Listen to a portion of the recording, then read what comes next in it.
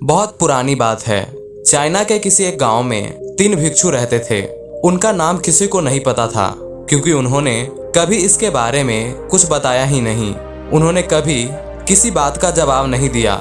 चीन में बस उन्हें 3 हंसते हुए भिक्षु के नाम से जाना जाता था। वे तीनों सिर्फ एक ही काम करते, किसी गांव में प्रवेश करते, बाजार के बीचों बीच खड़े होते और हंसना चालू कर देते। वे अपने पूरे अस्तित्व के साथ हंसते। अचानक लोगों का ध्यान उनकी तरफ खींचा चला आता और धीरे धीरे उनके सामने लोगों की भीड़ चारों तरफ जमा हो जाती। वे इतनी एकाग्रता और संपूर्णता के साथ हंसते कि उनकी हंसी देखकर सारा गांव हंसने लग जाता। जब वह पूरा गांव हंसी के समंदर में डूब जाता तो वे दूसरे गांव चले जाते। वे ना तो कुछ बोलते थे, ना ही कुछ उपदेश देते और ना ही कोई शिक्षा। वे जहां भी जाते अपनी हंसी से ऐसा माहौल बना देते कि लोग अपने सारे दुख दर्द भुलाकर बस हंसने लग जाते थे। धीरे धीरे चाइना के लोग उन्हें बहुत प्यार करने लगे और वह पूरे चाइना में 3 लाफिंग मॉन्क के नाम से फेमस होते चले गए। चीन के लोग उन्हें बहुत प्यार करते थे और उनका सम्मान करते थे। इससे पहले और उनके बाद भी कभी किसी ने इस तरह से प्रचार नहीं किया कि जीवन केवल एक हंसी होनी चाहिए और कुछ नहीं। वे विशेष रूप से किसी पर हंसते नहीं थे, वे बस हंसते थे जैसे कि उन्होंने ईश्वर की मजाक को समझ लिया हो। और उन्होंने एक शब्द का उपयोग किए बिना ही पूरे चीन में इतना आनंद फैलाया जितना आज से पहले किसी ने ना फैलाया हो। लोग उनका नाम पूछते, लेकिन वे बस हंसते रहते। इस तरह से उनका नाम बन गया था 3 लाफिंग मॉन्क, यानी 3 हंसते हुए भिक्षु।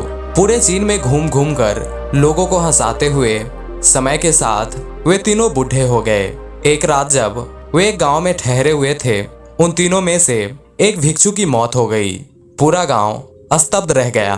पूरा गांव बहुत ज्यादा उम्मीद कर रहा था, क्योंकि उन्हें लगता था कि जब उनमें से एक भिक्षु की मृत्यु हो जाएगी तो बाकी दोनों भिक्षु बहुत रोएंगे।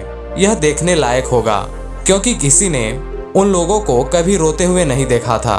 जब सुबह हुई तो पूरा गांव इकट्ठा हुआ, लेकिन दोनों भिक्षु तीसरे के लाश के पास खड़े होकर जोर जोर से हंस रहे थे।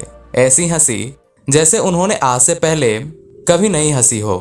गांव के कुछ बड़े बुजुर्गों ने उन्हें समझाने की कोशिश की, यह आपका साथी था और इनकी मृत्यु पर आपको हंसना नहीं चाहिए। तब उस दिन पहली बार उन भिक्षुओं ने उन लोगों से बातें की और कहा, हम हंस रहे हैं क्योंकि यह आदमी जीत गया है। हम हमेशा सोचते थे कि कौन पहले मरेगा, लेकिन इस आदमी ने पहले मरकर हमें हरा दिया। हम अपनी हार और इसकी जीत पर हंस रहे हैं। इसके अलावा ये कई वर्षों तक हमारे साथ रहा। हम एक साथ हंसते थे।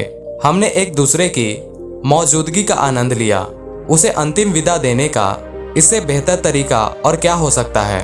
हम केवल हंस सकते हैं। लेकिन पूरा गांव उदास था।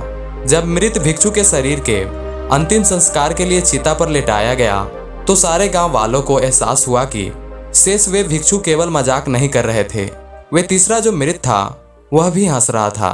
चीन में यह प्रथा थी कि जब इंसान की मृत्यु हो जाती थी तो उसके पुराने कपड़े उतारकर उसे नहला धुलाकर नए कपड़े पहना दिए जाते थे। लेकिन मरने से पहले उस भिक्षु ने अपने साथियों से अपने कपड़े न बदलने के लिए कहा था। तीसरे भिक्षु ने कहा था कि मुझे स्नान मत करवाना, क्योंकि मैं कभी अशुद्ध हुआ ही नहीं। मेरे जीवन में इतनी हंसी आई कि कोई अशुद्धता जमा ही नहीं हो सकती थी। मैंने कोई धूल जमा नहीं की है। हंसी हमेशा युवा और ताजा होती है, इसलिए मुझे नहलाकर मेरे कपड़े मत बदलना। जब उस तीसरे भिक्षु के शरीर पर आग लगाई गई तो गांव वालों को पता चला कि उस भिक्षु ने मरने से पहले अपने कपड़े में कुछ पुराने चीनी पटाखों को छुपा रखा था, जो आग लगने के बाद आसमान में फटकर रंग बिरंगे कलर में फैल गया। और यह देखकर एक बार फिर पूरा गांव जोर जोर से हंसने लगा। तो इस तरह से वह तीसरा भिक्षु मरने से पहले भी गांव वालों को हंसाता गया। और यह देखकर शेष दोनों भिक्षु ने कहा कि चालाक आदमी, तुम मर चुके हो, लेकिन तुमने हमें एक बार फिर हरा दिया। तुम्हारे द्वारा गांव वालों में पैदा की गई यह हंसी आखिरी हंसी थी।